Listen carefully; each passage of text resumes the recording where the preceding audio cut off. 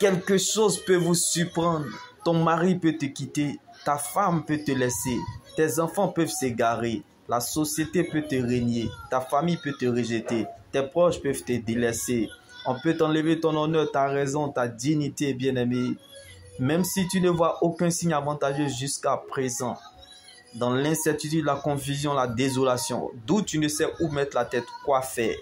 Ne regarde pas à ce qui s'arrête, ni à ce que tu as perdu, ni même à ce qui est parti, mais vérifie bien ce qui reste, car Dieu commence toujours avec le reste.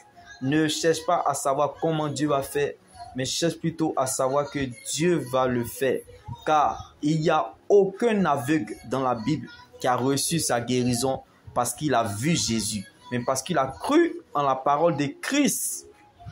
Donc, si quelqu'un vous dit, je sais comment cela va se passer, ou je sais comment cela va finir, cela ne vient pas obligatoirement de Dieu, car les voies de Dieu sont insondables et impénétrables.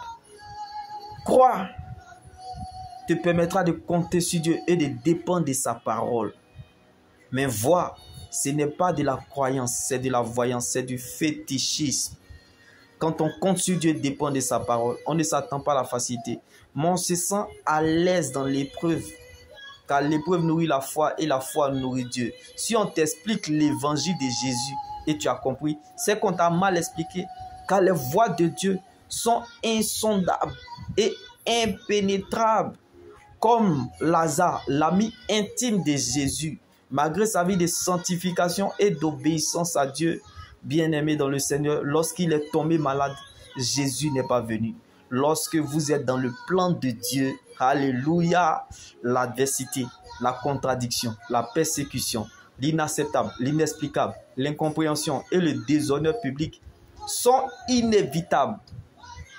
Alors, ceux qui ne te voient plus, qui ne disent pas que tu es mort, car c'est l'Éternel qui t'a pris pour te former. Tu as disparu de là où tu étais, tu vas réapparaître, tu reviendras sur la scène. Mon Dieu te rétablit et te rétablira encore. Tant que tu n'as pas encore réalisé le plan de Dieu, tu ne peux pas quitter la scène.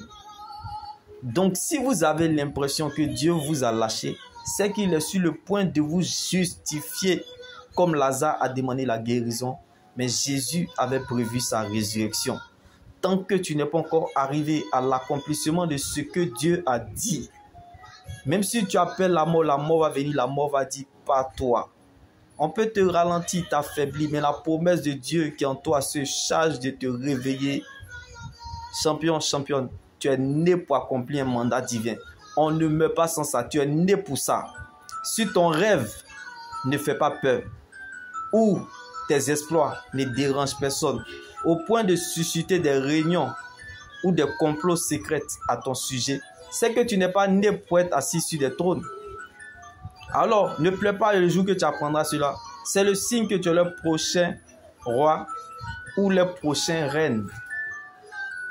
Tant que celui qui a fait le testament est vivant, ce n'est plus ton combat, car Christ a été ressuscité pour toi. Il y a encore de l'espoir tant que Jésus vit pour toi. Dieu a déjà préparé ou prévu ce qu'il va faire pour ses enfants. Donc nous n'avons pas besoin de savoir le temps ou le moment où ces choses doivent arriver.